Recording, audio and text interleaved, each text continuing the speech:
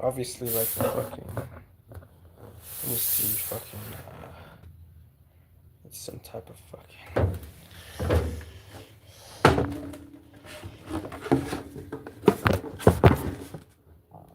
Whoops.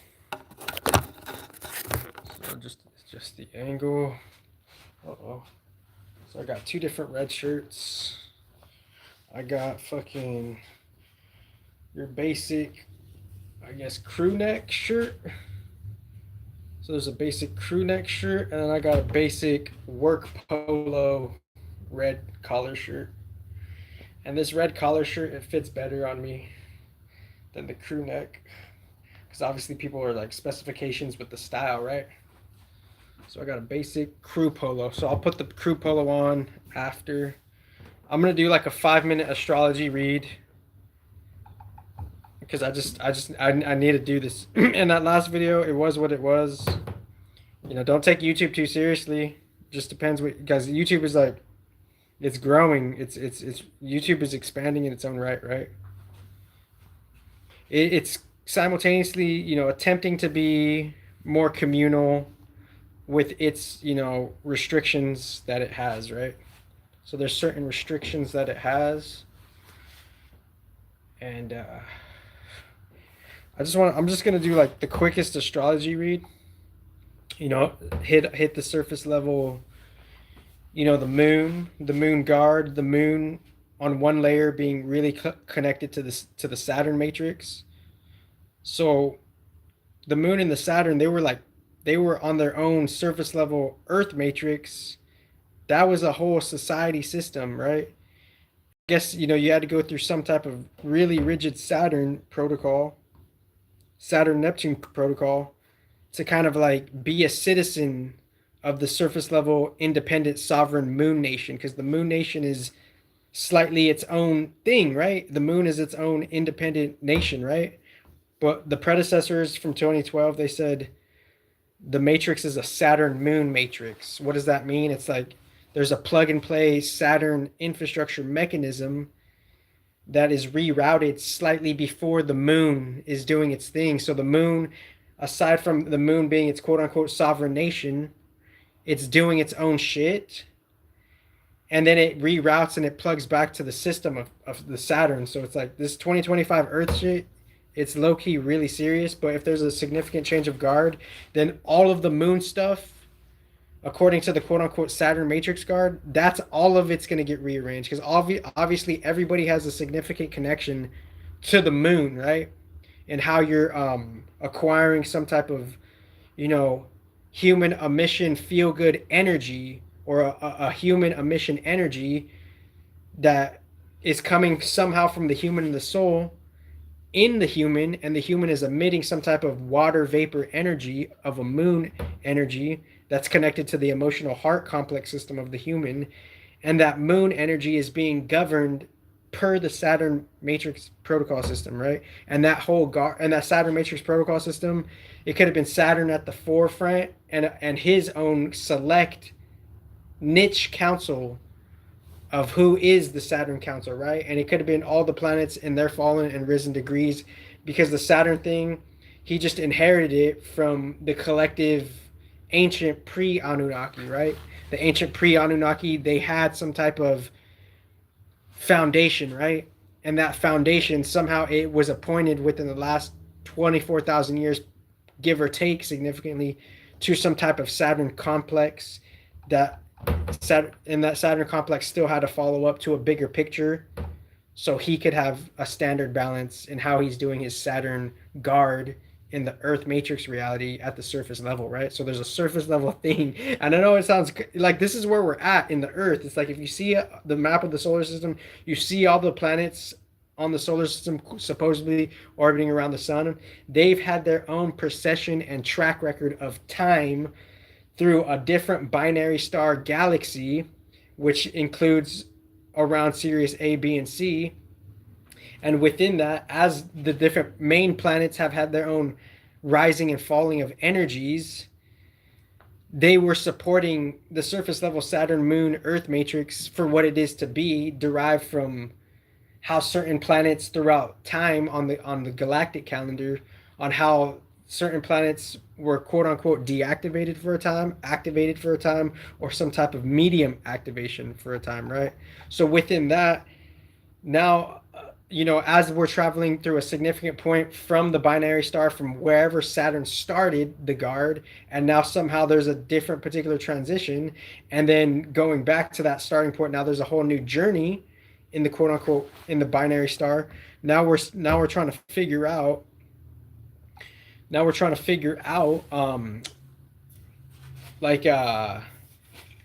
how the Saturn Matrix Council is having significant changes, and before how it had a more rigid appointee setting, right? The rigid appointing setting of like, for this time, from when it started, from when it traveled through some type of dark age in the binary star, right? And y'all could research the binary star on your own accord. From that, there was different shiftings of what was kind of encouraged and influenced. So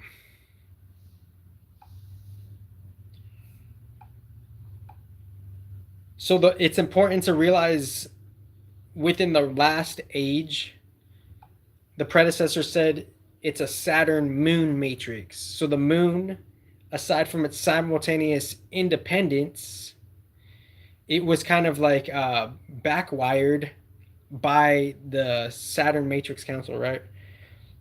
So I'm just saying that on a standard level because that's what the basic intelligence was, right? And we're not necessarily waking up to the shift in the particular different types of shift and transitions. The particular different types of shifts and transitions is ethereally the 5-pointed star, the 5, the ether element. All the 4 elements are in harmony. Now the 4 elements are in harmony. Now there's a consciousness awareness of spirit that brings it all together and is working with it. The 5-pointed star, basic 2012 esoteric knowledge. So the 5, the esoteric 5 is the ether, right? So within the esoteric 5, the ether 5 can mean different things, obviously, and obviously the numbers they're doing different things. But esoterically, the 5 is it's consciousness awareness in form individually, and then the 5 collectively esoterically is the ether council's appointed, right? The embodiment intelligence awareness of the collective 5. So how does this one version of the esoteric 5 relate to the Saturn matrix? The 5 is the ether, what is the living embodiment fulfilling the spiritual government, right? In one context, what is fulfilling the Saturn Council? So that Saturn Council, that ether 5 esoterically, the ether 5 in the Saturn Council, it's drastically changing because the ether is being rearranged at an overhaul because there's a particular standard transition. So the 5 of the Saturn, so it's like what changes and transitions are we experiencing, right? What's the significant change, quote unquote, some type of chaos? What are the transitions and the shifts that we're feeling in Earth for every human? We're growing from some type of 2025. We're experiencing some type of esoteric climate change, some type of government change, some type of planetary reformation change. So the planet, from different astronomical fusion occurrences and kaleidoscopical fusion, circumstances happen. Different planetary bodies with different planetary bodies throughout the binary star in different fixed settings to, out of change, a mutable setting. Those are making different astronomical fusion impacts for a particular type of change or a particular type of new steadiness to be reemerged. So the different types of changes, it's not just the living entities changing roles. The Saturn 5, that's the Saturn 5, right? The ether awareness of some type of council within the Saturn guard, that's changing. That's the 5, that's the ether. The 5 is the ether, right? Respectively. 5-pointed star, ether, and then the 4 elements: earth, wind, water, air.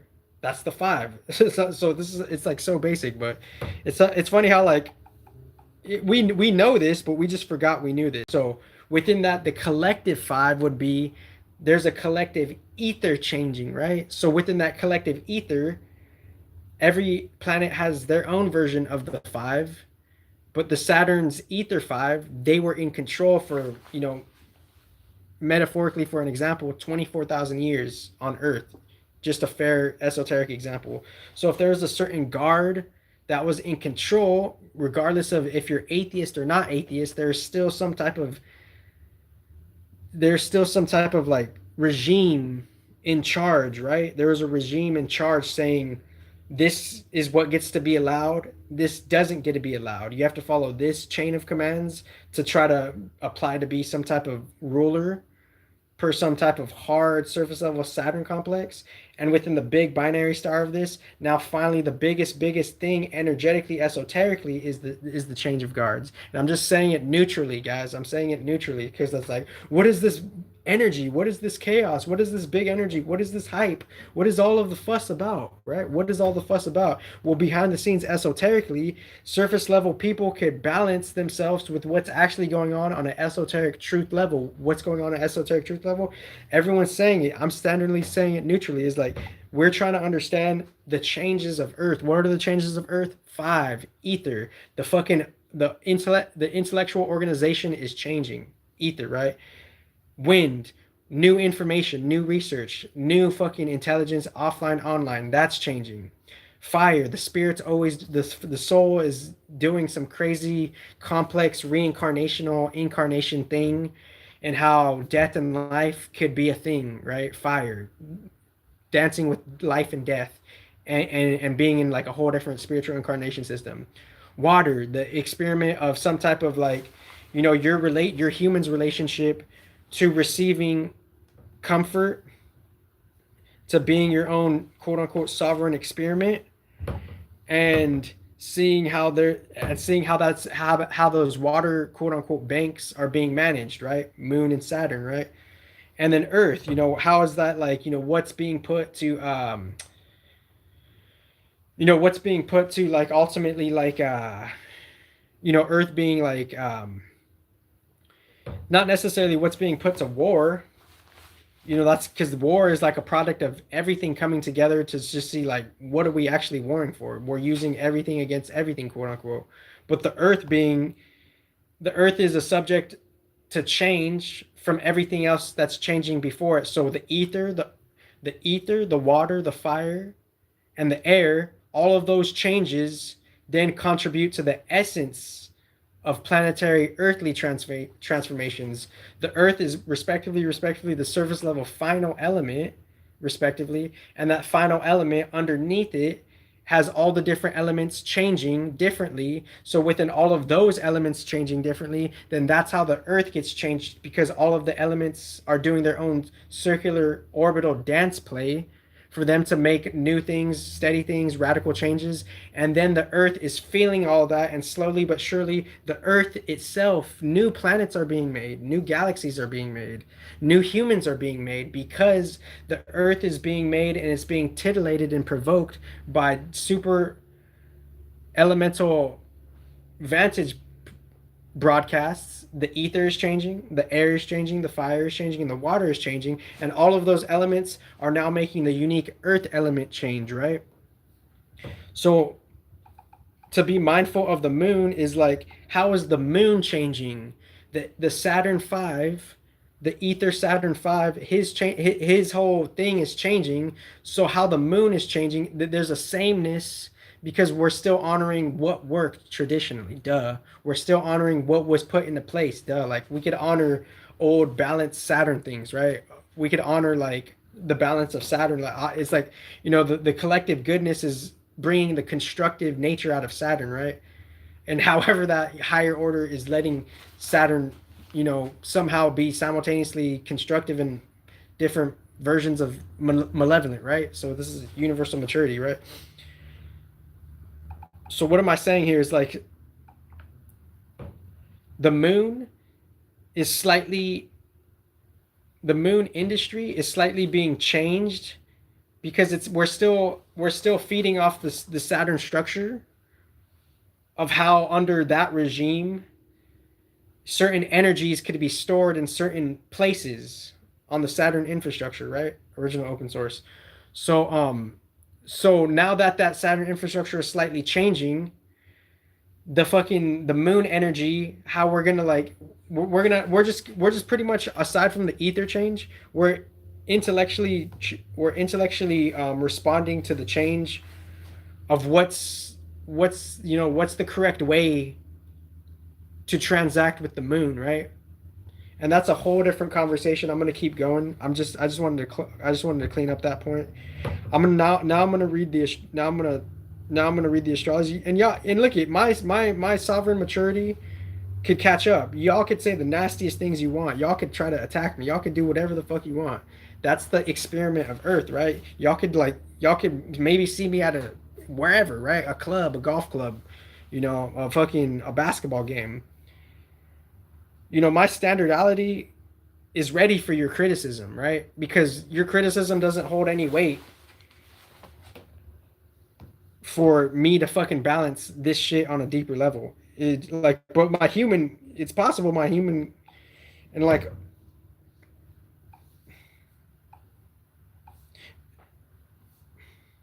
and if it's all for saving the data, I'll shit my pants if I have to, right? If it means preserving some type of data and I'm in just some weird situation where I have data on my phone, maybe three homies just might do something, and it's up to me that I have to like shit my pants and use that shit as like a defense mechanism, right? I'll fucking use my shit, put the shit in my fucking hands, and then maybe like fucking fight someone, and then if they want to do something, man, that's on some brutal shit, right? But if it's for the data, if it's for some type of data, I'll do it. Like I might have, I don't remember. I don't remember me peeing my pants in any bar. But somehow I may have. Like for me speaking this on the record, maybe I don't like, I legitimately don't recall it. But if I were in some instance in the past, like 3 years ago, I was drunk and somehow maybe someone saw me pee my pants, I'd probably do the same thing again because I know in my mindful aura that there's valuable data to protect, right? So I'll pee my pants as much as many times as I have to if it means protecting the valuable data, right? So I don't care if I pee my pants. I don't like, it's just a fleeting thought. Maybe I did pee my pants and like at a bar like 3 years ago, but I don't remember. But if I did, I did that like I probably did that subconsciously because I wanted to protect the data, right? So I like, and if I did, I honestly don't remember. I'm just gonna read the astrology, right? Ooh, Mercury and Mars exactly conjunct Gate 43 Scorpio. So this is throat chakra, root chakra, even fucking core chakra. Like Mars is pretty much the lower four chakras because we're using that Mars energy to be in that surface level Mars field to kind of explore the chakras. Like we need that emerging raw survival consciousness to like be formated from some type of heart consciousness and then explore outward from the heart to the root. That's the Mars. So Mars is like heart, solar plexus, sacral, and root in his own respective right. So Mars is the heart chakra too, right? Mars isn't just the root chakra. Mars is the heart, the solar plexus. It's the surface level chakras. So and Mercury is plugged in to all of Mars's human tendencies, right? So Mercury conjunct Mars and Scorpio. This is just like we know, like everything is known, and everything could be embraced. Everything could be embraced at such a raw, nasty level, and to try to like understand the nastiness of life, and to see how the new generation, they have like some type of cheat code because it's easy for them for the wisdom to pass down to them. They didn't have to really experience anything to get the wisdom, but they get the cheat code of like, oh, we know what to do, even though we didn't live through the trial and error of that shit. So Mercury conjunct Mars is like, Mercury is like being one with Mars, of just knowing the path of good and bad and trying to find your way through the good and bad and trying to calm yourself through the general battlefield of life and death, right? Because Mercury and Mars in Scorpio, Scorpio is pointing to some type of life and death, right? So life and death. So people could possibly, they could just, there could be like, I'm not saying Scorpio is sideways energy, but it could be though. because it's extreme life and death, right? Like, Scorpios could be simultaneously extremely nice for some odd reason because they just extremely feel comfort and depth. And then simultaneously, they could be like extremely cunning and like deceptive on ways we wouldn't know because that's the nature of the Scorpio, right? It's an extreme nature. So Mercury knows that extreme Scorpio nature, right? So Mercury's in Scorpio. We're knowing, we're feeling, we're having the ability to feel comfortable, more or less. Mercury and Scorpio, we're feeling, we're at ease, more or less, somehow energetically. We're okay with people dying because that's Mercury and Scorpio. It's like, okay, you died. That's part of life. You're dead. You're gone. You don't know. Everyone's going to fucking die. You're going to die and you're wasting time possibly. And Mercury and Scorpio is knowing how how you're just, when Mercury is in a sign, it's also, Mercury has to be letting you know what you're doing wrong, right? Mercury is Virgo and Gemini. Gemini's just going to fucking, you know, perhaps ignorantly just yap and not have any essence of solution possibly. And then Virgo is just like, oh, I'm gonna criticize the shit out of you type of shit possibly, right? So Mercury is balancing Virgo and Gemini. So Mercury is like, it has the intel, it has the critiques for every time Mercury is in the sign, it has the critical knowledge of that sign, right? And how to even balance it, right? How to balance, the Mercury and Scorpio is the opposition sign, Taurus, right? So it's like, so we need Taurus to even out what Mercury's telling us. Mercury could tell us hard details. Mercury could be like, he could be kind of like holding the whip, right? Standardly on the education level, like we're underestimating Mercury's growth. He's like the master god, right? Mercury is the surface level master god of it, right? He's the master magician, right? And we're all under that master magician's program, standardly Mercury. So we're underplaying Mercury, right? So Mercury, esoterically holding the whip, the master teacher, Mercury's in Scorpio. So if Mercury, the master teacher's in Scorpio, and he's organizing all of this regime, and we think he's this trick fairy little kid god, when he's also simultaneously a different face of Mercury, is this strict fucking ruler. That's the Mercury. That's the Gemini Virgo aspect. Mercury's two faces, right? He's energetically, esoterically. Mercury could be this energetic trickster kid, and then he could be this strict, like, what the fuck? He's the strict ruler, right? Like like on a less diluted information level, they're saying Mercury's the emperor, right? So now there's emperor energy.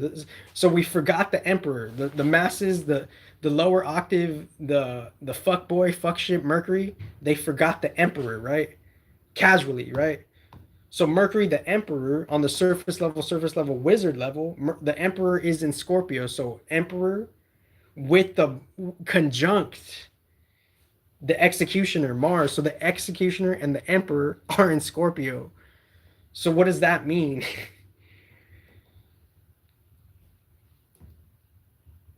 It means extreme regimes, extreme organizations, extreme government agendas will be implemented in the future. Like what? Like it's like something extreme could happen because the course of the cycle of life and death, it needs some type of divine guiding hand of more life and death, right? Just because that's the universe talking, and those planets are just kind of the expressions of it. So it just seems like we're executioning, and we're seeing the kingdom, we're seeing the death kingdom of Scorpio, right?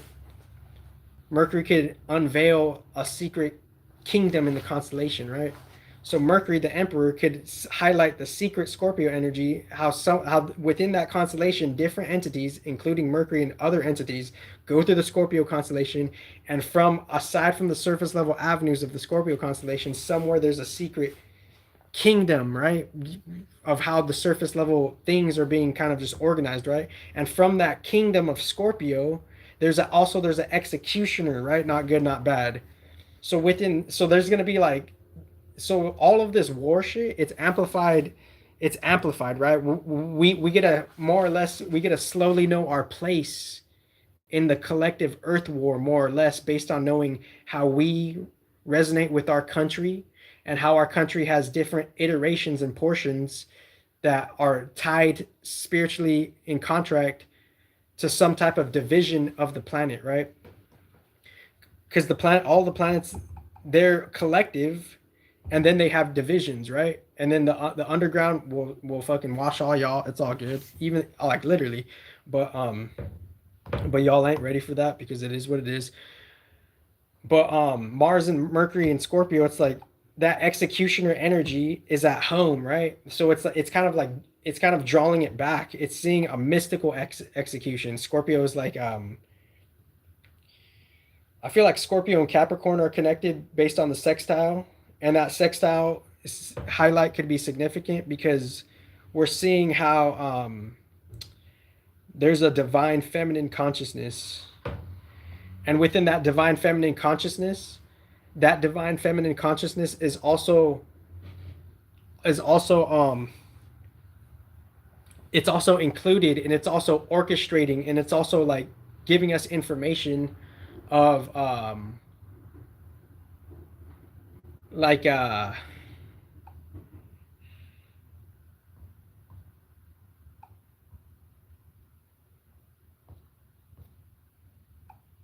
we could say there's a divine feminine consciousness there, right? So what is divine feminine consciousness?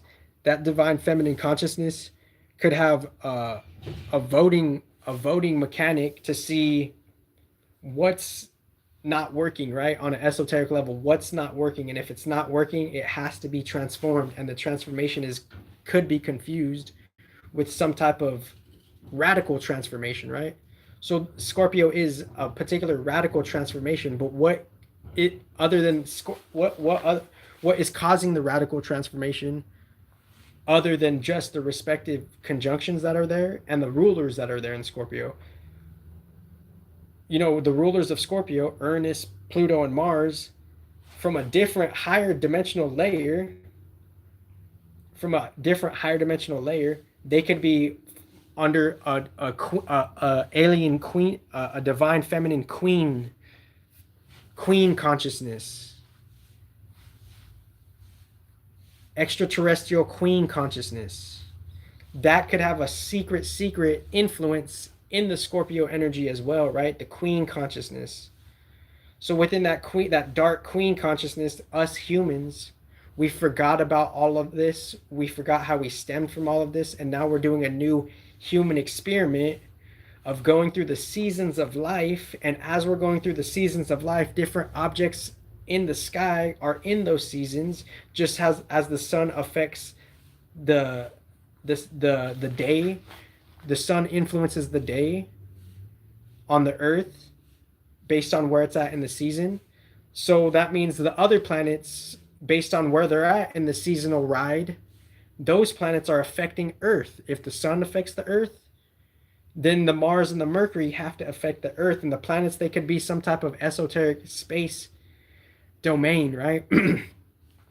In one context, maybe they're not necessarily the planets how we're thinking of them. So there's some type of space esoteric domain, and that domain space object is affecting the Earth, right? The sun is affecting the Earth. It's letting us see what's on the Earth. So that means Mercury is giving us the communication regime of kind of institutionalizing a hard karma, right? Mercury, the Emperor, institutionalizing the hard karma. So that hard karma is like it's being taken into account in the Scorpio dynamics. And Scorpio dynamics, aside from just highlighting Mars, Uranus, and Pluto, it's about extreme transformation and death and life and rejuvenation, right? So within that, I'll pop open the drink right now. I'm gonna pop open the drink. Thank you. So within that, I'll pop open the drink right now. So within that, in this Libra season, the sun in Libra, we're feeling Scorpio energies because Mars and Mercury is in Scorpio. So it's a unique Libra season energy that has a semi position placement with Scorpio energy. So we're feeling nearby significant Scorpio energies while the sun is giving life force from the constellation of some type of resetted axis point, Virgo and Libra being some type of resetting of, 6-month moon cycles, and different titles could be put on that. The sun cycle is resetting. The sun is giving us life force per that constellation domain region. That constellation domain region, sun in Libra, having a surface level institution code guard, Venus, Saturn, and Jupiter in the institution code. From that sun getting life force, trying to get us charged off their arrangement, we're also getting Mercury and Mars energies from Scorpio in this life force charging up the sun, right? So we're still charging up Venus, Jupiter, and Saturn shit. And that's just one layer cycle of this. And obviously I could go deeper with the astrology. I could talk about like the squares, I could talk about the trines, I could talk about the oppositions, I could talk about, the outer planets, right? Just I could talk about the different aspects. I could do a more structured presentation with the astrology. So with the astrology, sometimes I do raw versions of the astrology, sometimes I do structured versions of the astrology, and somehow I'm doing a raw version of the astrology. But within the raw version of the astrology, it's like sometimes Scorpio is saying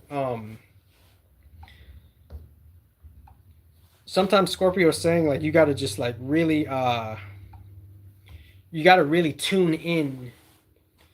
You got to like not be focused on the surface level GMO distractions, right? You got to tune in to what's more visceral, if that makes sense.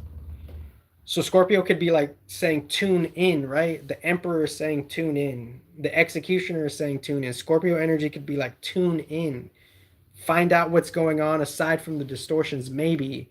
So you could not bite the hand that feeds you, right? So Scorpio is saying tune in. Get in touch with yourself. And Mercury on a general collective level, our ignorance might not know that energy could help us, right? Mercury, a communication intel, is significantly in a region pumping out that object, pumping out a constellation energy, and Mercury is pumping out that constellation energy, and y'all keep game.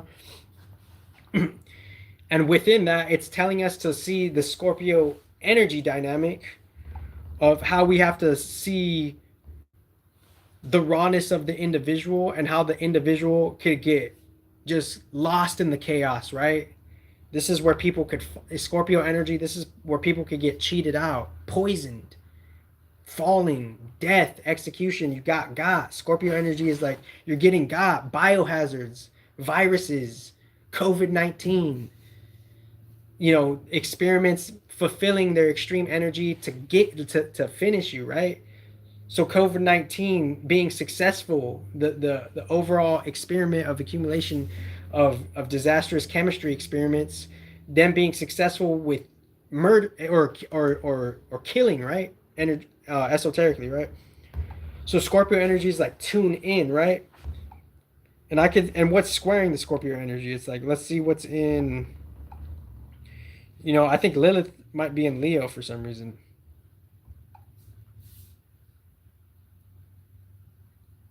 Yeah, so Uranus is still in early Gemini.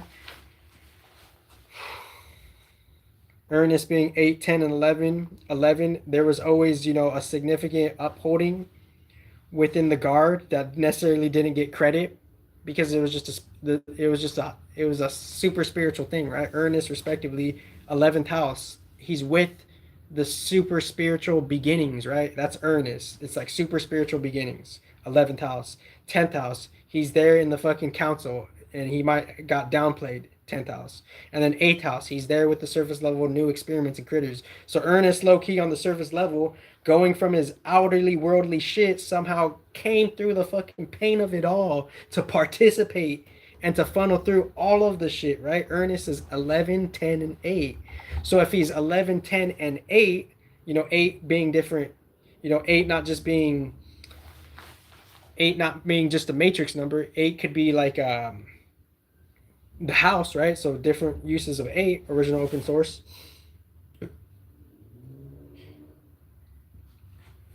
is like Ernest somehow came to a surface level highlight of being in Scorpio, because if everything's backwards and it came from 12, 11, 10, 9, 8, 7, 6, 5, 4, 3, 2, 1, but we're looking at it as 1, 2, 3, 4, 5, 6, 7, 8, 9, 10, 11, 12, then Ernest came significantly, like on a material manifestation, he came prominently from his own establishment from 11 to 10 to 8. And what is 8? 8 is pretty much the byproduct of the war of the gods, because ninth house, it is the fucking war itself. It's the war party. It's the fucking esoteric fucking. It's the war party. It's like let's put it to the games. Ninth house, Sag. Let's put it to the games. And after the games, from the dream level to the fucking physical level, after the games of the gods and the different unique contexts of the war, and Jupiter respectively, standardly just being a big party host, right? And then after that party host, after everybody gets, drunk, and this is a bigger picture perspective, right? After everybody gets their 1-2 and they party their balls off, now they find themselves in the Scorpio energy. Now death is coming for you, standardly, right? After 9 is 8. If you're going to correct the balance, right? 12, 11, 10, 9, 8, 7, 6, 5, 4, 3, 2, 1. So after the big party, now the Reaper's coming, right? So for some reason, I'm not I'm not I'm not judging any of y'all, but people think the party and the good times are going to last forever, and that's a grave mistake, right? And I'm not judging y'all, but I'm saying that the balanced mind could keep into account what Pluto's doing, right? And what Scorpio's doing, right? And that Scorpio energy is saying that Scorpio energy from one context of a surface level environment domain, all the constellations have their planetary rulers, and those planetary rulers are visiting other signs.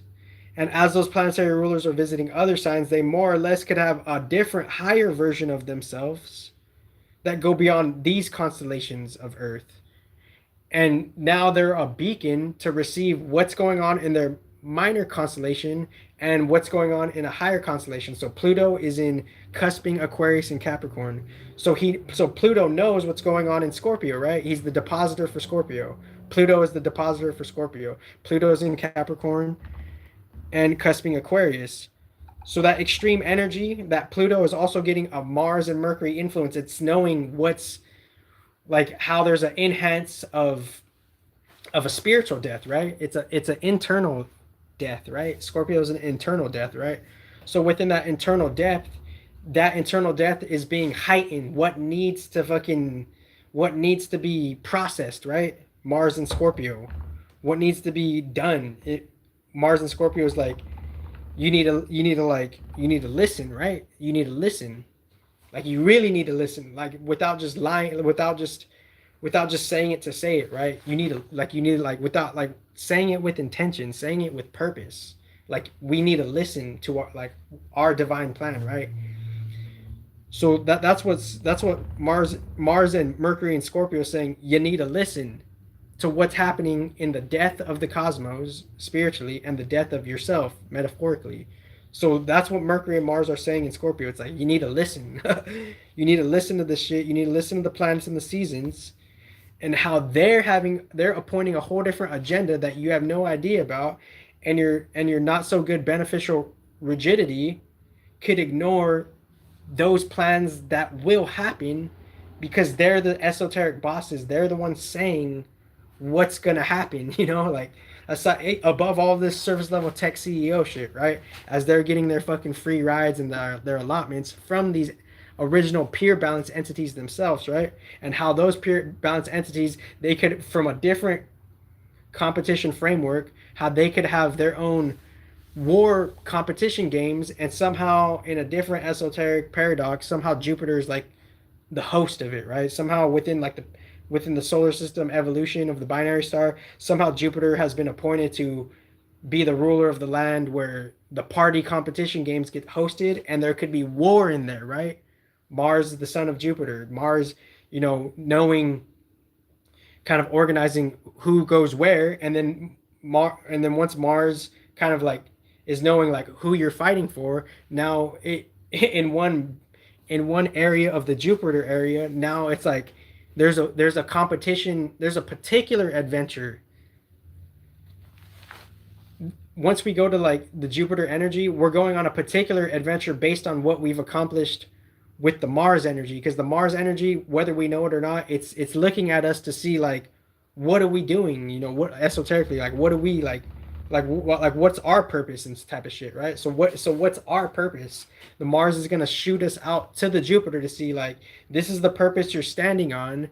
Now here's how you're going to be looked at and represented, particularly in the Jupiter energy, not the Saturn energy. You're going to be looked at in the Saturn energy as, oh, you're a fucking witch. Standard basic shit, right? You're a heathen. Like that's not new. So you'll be looked at differently based on where you're at, because there's different adventures in the quest, right? And everybody has a change of perspective too, right? So it's like the Jupiter energy, it could be quote unquote the most important because it's where the shit is actually being put to the some type of energetic final test, right? It's some type of different nexus where we're all drawing from some type of hype energy, and one mini department of the Jupiter energy could also contribute to the casino energy too, right? Some game software, and not, and the casino energy isn't the entirety of the Jupiter energy. I'm just saying it could be a minor department of it, right? It's like seeing where are we going to like kind of celebrate this abundance. However, you know, we clear our balance to go to the Jupiter energy, and everything's case by case. It's it's saying you know, the Jupiter energy is like, or the Jupiter place is like saying like, you know, this is where like the competition is at, right? Or this is where a certain type of surface level like entertainment field is at, right? And how we get to that entertainment field, obviously the Saturn stuff and the Mercury stuff and and you know the shadow envious Venus stuff, that could hold us back, right? You know, shadow Venus, you know, seeing like how you're not happy that someone else has what they have, and now you're going to use your shadow Venus witchcraft to sabotage them. You don't deserve this because I'm not this. I'm hurting inside. I feel pain inside. And since I feel pain inside, I want you to feel pain inside. That's the shadow Venus stuff. So the shadow Venus stuff, it could hold you back from genuine Jupiter stuff. And the genuine Jupiter stuff, it's not, so some minor compartment could be the casino energy, because that casino energy is in a different, bigger field of just kind of like some type of competition adventure challenge of putting, you know, your good life energy to the test. But we inevitably we will go in and out of the Jupiter energy because we might exhaust our good Jupiter karma. And if we exhaust our good Jupiter karma, then we have to go back to the kitty house of standard Mercury, and from the kitty house of standard Mercury, I esoterically understand. I know what's going on, you know. I just like I've always known it. I've known it my whole life. I've known it ever since I was even 5 years old. Somehow, it was just like it was just like it was just a finesse thing, you know. I didn't need to tell anybody, you know. Like other people could put their masks on, you know, their shadow Venus mask. Ah, we're all good. We're all good. You don't know what I'm doing to you. Oh, I'm all pretty. I'm all cool. I'm chill. I'm not. Nothing's wrong. Everything's all good. You don't know what I'm doing behind your back. You don't know how I put a knife behind your back esoterically. Like I understand that shadow Venus shit, you know. And for the shadow Venus stuff, for it to have new balance standardly with, you know, some type of shadow Uranus in Scorpio, because Mercury and Mars in Scorpio, we're learning about, Mercury is telling us about some type of like Uranus influence in a Pluto Mars kingdom, and that Pluto Mars kingdom most respectively having connections to divine feminine queen intelligence, because Scorpio is highlighting extreme energies of life and death, and extreme energies of life and death would have to include the whole council, right? So Scorpio low key in connection to subtle Uranus is connecting also to the whole council, because Uranus represents the whole council in an energetic balance. So Uranus is downplayed because he's an outer planet having a unique challenge to go through all of it to show up here from Pisces to Scorpio.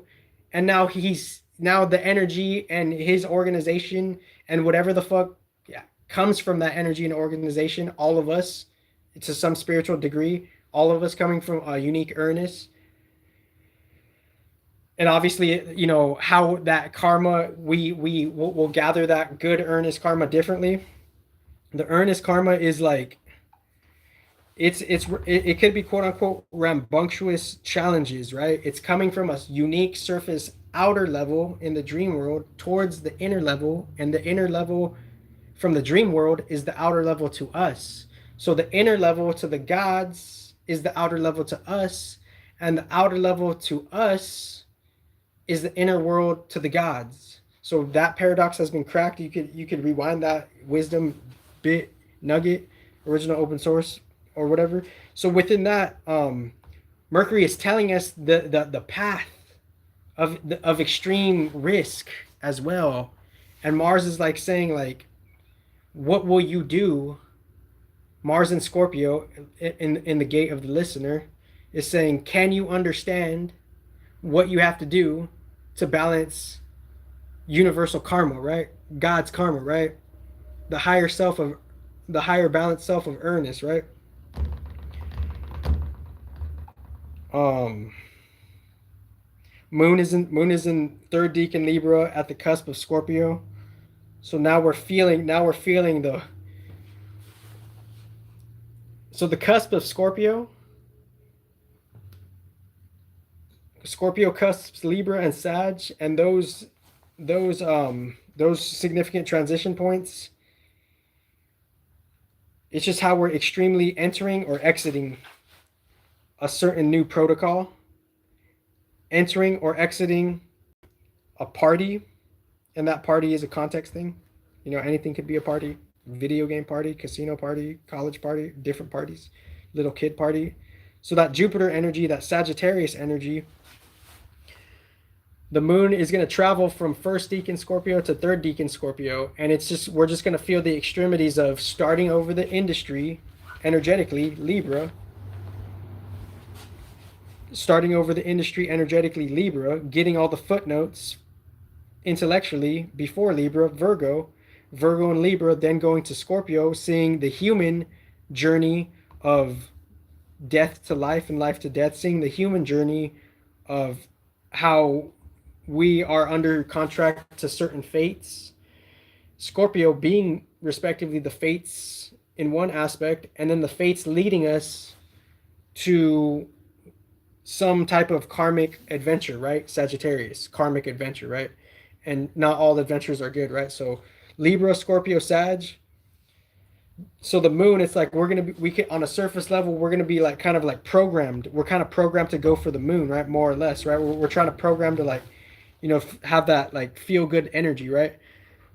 So how we could do that is like, okay, moon, we did all that we could, Libra.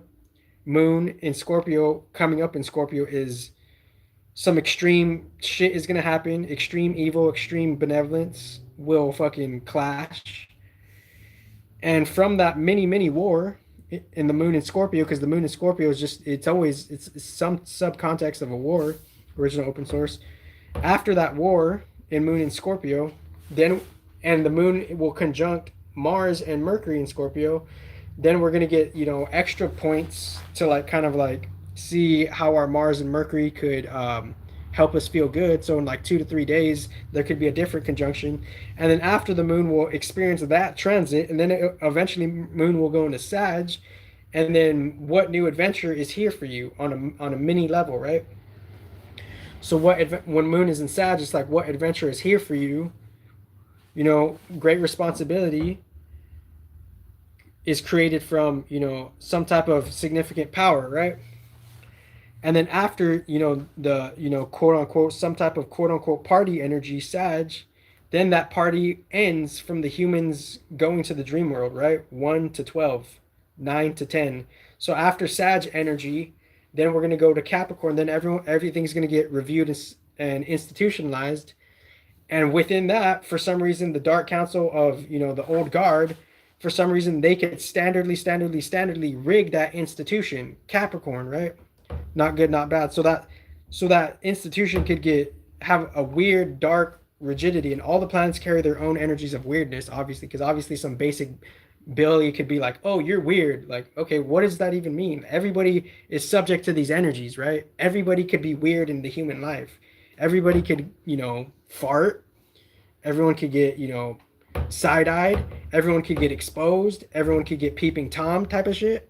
Like anything could happen, right? Within the human vulnerability of life, right? So if someone says, "I'm weird," you have won the basic award of being humanly basic because you don't know what weird is, especially at this fucking enhanced Scorpio energy. Extreme death, extreme life. And then the sun is going into Scorpio in about 2 to 3 days. So now the sun is going to expose extreme life and death, a unique type of weird energy, Scorpio energy. So the sun is going into Scorpio. So this next 30 days, woo, this is it, dude. Scorpio season is always the most brutal season. And we all know it low key, right? So literally, like in the next 2 days, the next 30 days, it's going to be, and this is my opinion, but you could kind of feel it though, right? You could kind of feel it. Scorpio energy, it's the most revealing and feelsy. Like you could feel the depth, you could feel the pain, you could feel the pleasure, you could feel the clash, you could feel the conflict, you could feel the resolve, possibly more so in Scorpio. And the sun is going to have life force to charge that sub Uranus, Pluto, and Mars. And Uranus, Pluto, and Mars are connecting to the life and the death, respectively, to the bigger picture, right? So we're going to have Sun, Moon, Mercury, and Mars in Scorpio in about 2 days. So in 2 days, there's going to be an energetic, fucking crazy party, dude. But esoterically, particularly in Scorpio energies, right? So wherever I might do Scorpio through the houses, first through 12th house. Um, so if you're Scorpio first house, second house, third house, fourth house, fifth house, sixth house, seventh house, eighth house, ninth house, 11th house, or 12th house, that Mars and Mercury is gonna say like that's where you need to just like pay a little more closer attention, right? Like, and obviously you could give me your astrology chart. I'll intuitively somehow ironically read it better than all the fucking human design specialists in just a miraculous way. And on a more standard professional level, majority 95% of human design experts are cowards as well because they're not down to balance the fucking essence of the information itself. Mind you, the essence of the information. So it is what it is. I get the whole human. Oh, I want to be better than you. I think I'm trying to get one up on you. Oh, I'm gonna fucking make a petty case. I'm gonna try to win a petty competition that doesn't mean shit. And I have no idea. My human has no idea of a fucking more significant competition. Like I get all that petty shit. But let me read the astrology. Let me go back to the astrology. Venus and Libra, gate 18. Fuck yeah. Let's go gate 18, guys.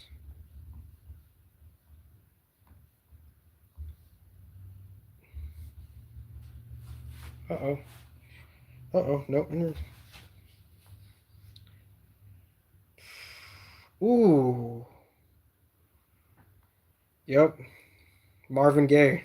Venus and Libra.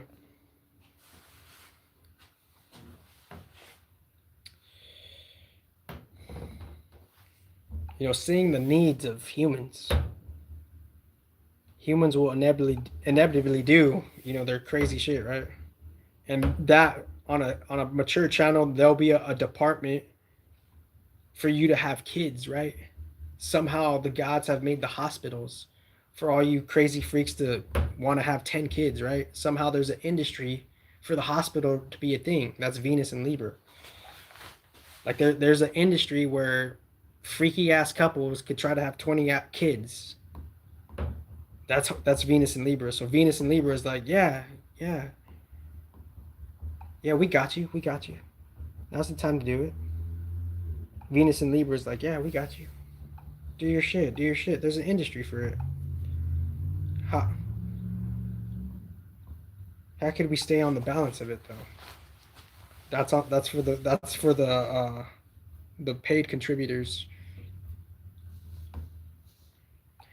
Venus and Libra, that's gonna promote a bunch of interactions. Interactions, perhaps of healing, right? Perhaps of like seeing like there is, aside from Shadow Venus, there is something that could bring us to a hospital, right? There's a force in the cosmos that lets us see a doctor, right? So there's something that's there's many subtle gifts, and one of the subtle gifts is if somehow we're ill through the karmas and the fates, we could possibly see a doctor, right? So Venus in Libra, while Sun in Scorpio, ooh, that's the savior energy right there. It's like somehow we're being supplied with esoteric hospital aid. So when the Sun is in Scorpio, Venus will still be in Libra, so we'll still have some significant support because Venus rules Libra. So there's hope in this dark Scorpio season. There's hope in this dark Scorpio season. Jupiter's still in Cancer. Ooh, it's like, hey, we playing. We. This is big stakes, big gambles. We risking high. We're playing.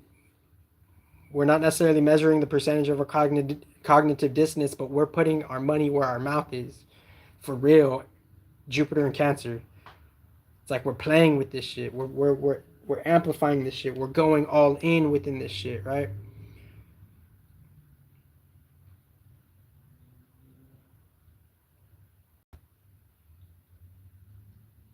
So I want to say like a significant aspect. Mutable. I guess you could, I'm trying to look for a square. The squares are like mutable to mutable. So Saturn square Uranus. I would say it's a minor square, right? It's not an exact square, but there's still some square energy, right? So Saturn square Uranus, it's like, yeah, there's gonna be a rigid energy.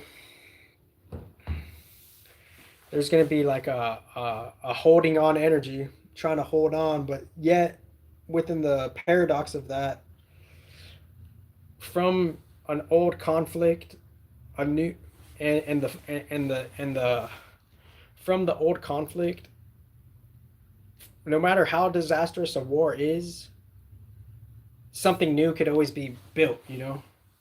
And within Uranus squaring Saturn right now and the mutable signs, we're seeing how structure, the structure of change, we're seeing how the industries of change are getting pressure on how to change. So the industries of change are receiving a unique standpoint of pressure, how to change. Uranus being this paradoxical outer planet, somehow on the surface level, but still have this outer planet energy. Uranus and Gemini squaring Saturn in Pisces. So within that square energy, there's going to be a unique pressure of, things will simultaneously be chaotic and magnetic. They'll simultaneously be chaotic and magnetic because the chaos is in the mutable energies and the magneticness is in the square, right? So simultaneously it will be chaotic and magnetic, and Uranus and Saturn have different vantage points from where they're at and pointing to the earth, right? So there's going to be a unique, raw, spiritual, rigid challenge of how the mutable signs, of how change protocols should actually be approached. So the change protocols being approached, that's due to Saturn and Uranus square. And how and no and the humans, the surface level humans, they don't like the squares on an unconscious level, and they don't understand the squares because something is giving us pressure in the sky that we don't know. There's some different types of pressure that we don't know, and that pressure is creating a particular type of shifting change, particularly within the industries, right?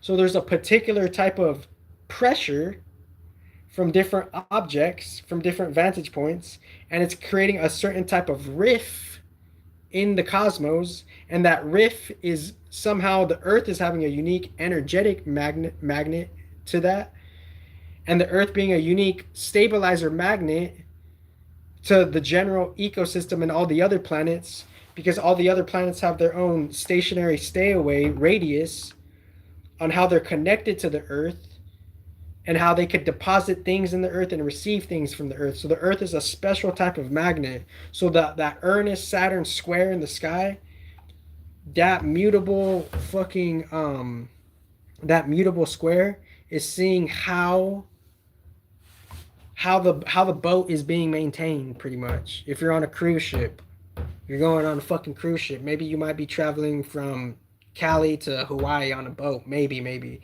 And as you're traveling to Cali on Hawaii on a boat, just as an example, the boat is gonna it's gonna travel through time.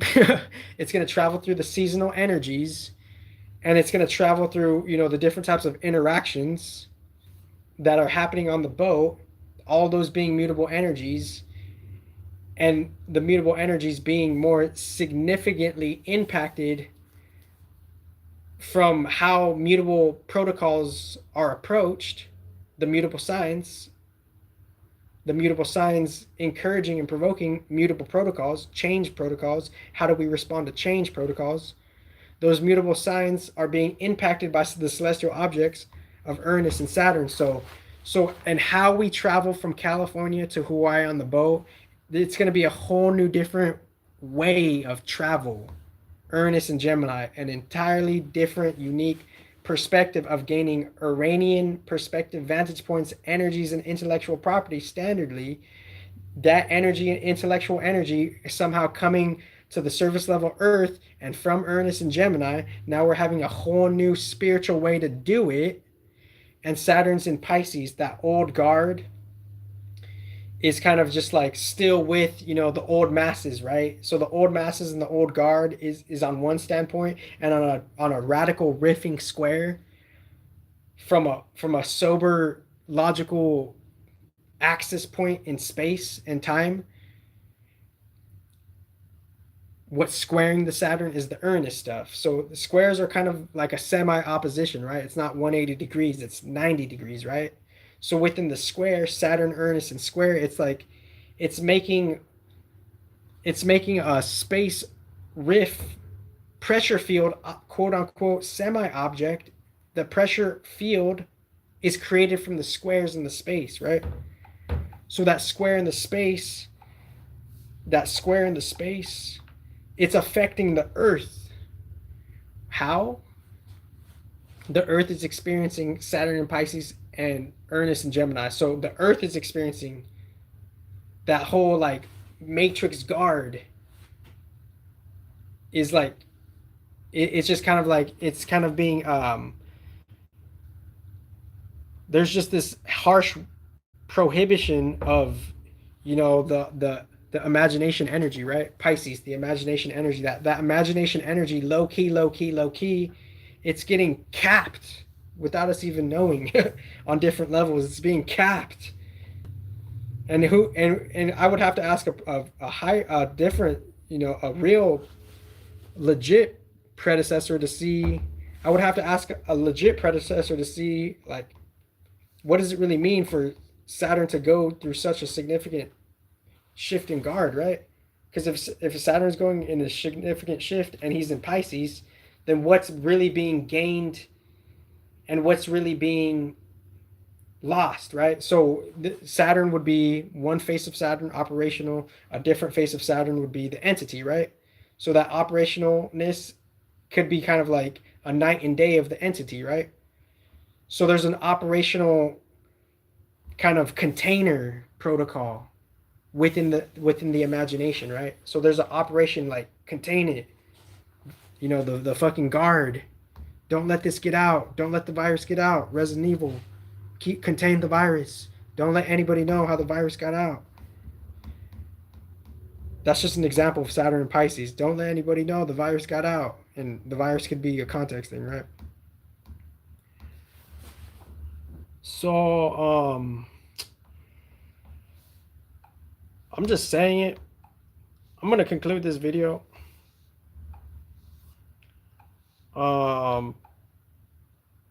This was a low-key, intuitively, this was a master astrology class. I do this for the higher balanced gods. And if the inhabitants want to try to cheat their way in such a niche way and they don't know how they're not being seen on how they cheat, so be it. from equilibrium expressions and affirmations, it will be brought to a hearing standardly. So all of these data rapists in whatever context, it's my mature esoteric professional intelligence to know maybe 5 years from now, with the right team and influence, that these intellectual data rapists, they will be brought to a court hearing. Venus and Libra, wanting that for a heightened Venus, for a whole different Venus, considering that pleasure logic notion, right? And Venus somehow being a surface level forefront to see how it gets hacked, right? Venus is there in the surface level complex.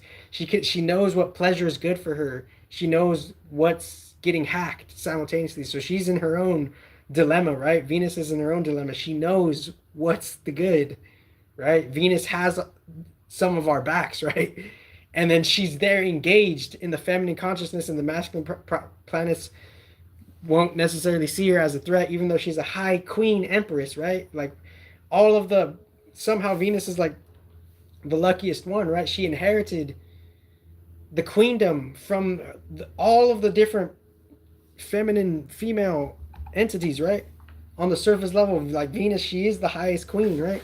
On the surface level, though. So within that, like she knows, so it's up to her. So Venus is like something of the final key, because she knows specific, like she knows exactly who's lying and how you're lying, right? But she's not going to tell you that because it's her, this is her queendom, right? And she also knows where the good shit is coming from. So that's Venus's secret balance. And thank God for the predecessors. This, and on the underground, I am the #1 intelligence in the galaxy, and your shit will verify that, and intuitively you motherfuckers know that, because the predecessors trained me right in 2015. So Venus is something of the final key, or the first key, depending on how you're looking at the paradox, because she knows who's cheating who, right?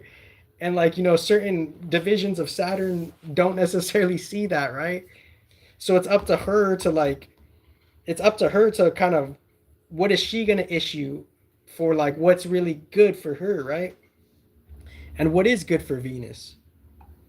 Maybe a certain intelligence could just kind of balance and see how pleasure could be created from a certain problem solution of intellectual data rape, and how we could bring that concern to Venus of, here's how we could make more feel-good energy collectively for you newly, by seeing how new pleasure, new spiritual, esoteric, quote-unquote, comfortable energy could be made by bringing truth to a collective distorted game of falsehood, narrative, execution energies, right?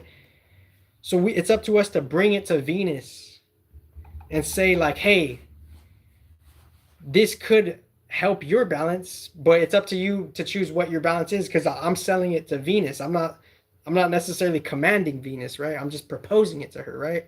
Because that's the original ethics of the Round Table Council, right?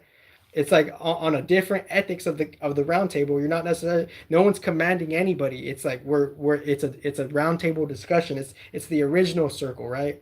And we see all of these fake ass, artificial, cheap, distorted, retarded round tables, and however they were formed. We see that shit.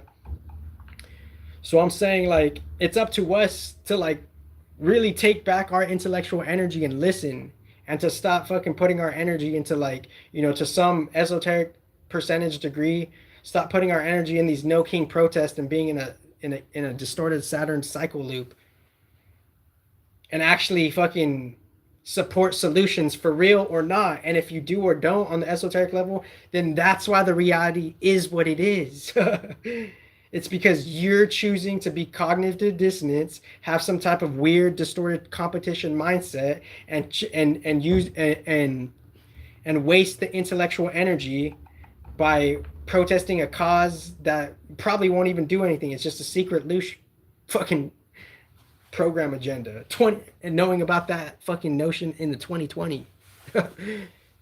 So 2020 was significant too, because the protests were happening in 2020. And the manipulation agendas were happening in 2020. And even in 2015 and 2012, there were protest energies and manipulation energies. Like the Saturn energy, it was the last 24,000 years, right? If we have the chance to get you got, you gonna get got. If we have the chance to murder you, we're gonna fucking murder you. Standard Saturn shit, right? But somehow the gods and the fates, they stopped the Saturn from murdering certain beings, right? Some Saturn beings wanted to like get you done, like get you like they wanted you with certain types of shadow witchcraft and however the fuck they're using witchcraft, they wanted to fucking eliminate you, right? But somehow a different outer level of the fates, they said no. You're tripping. You're like paradoxically you're not making sense, right? Like on the highest spiritual paradox, you guys aren't making sense. And I'm the one making the most sense. And you intuitively know that. So I'm going to conclude the astrology. This was a masterclass. This was an intuitive masterclass. Yeah. And when I do a structured astrology report, it's way different because I'm like, you already know how I do it. You know, I said it in the past videos. I do like I do the unique order. I slow down with the aspects. And then I do the houses more differently. So